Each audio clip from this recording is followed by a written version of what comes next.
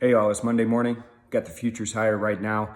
So last week we gave up about 2% in the S&P. Right now we've made back most all of that back. So we're up about 1.8% heading into the open today.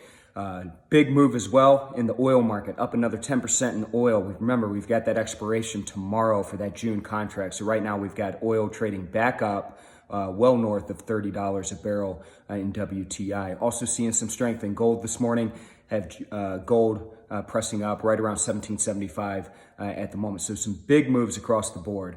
Last night rather, on the CBS 60 Minutes, Fed Chairman Powell was interviewed, said that the Fed's got plenty of bullets left. They've got plenty that they can do to keep this economy up and running and to get us out of this. And they're looking at latter part of this year as a point of reference for when this economy potentially starts to turn around. And that's given these markets a big boost to the upside. So again, looking at these markets before the open, up just shy of 2% across the board right now. So I'll check in with you folks again tomorrow. Hope you have a great trading day today. Stay safe, stay healthy, and take care.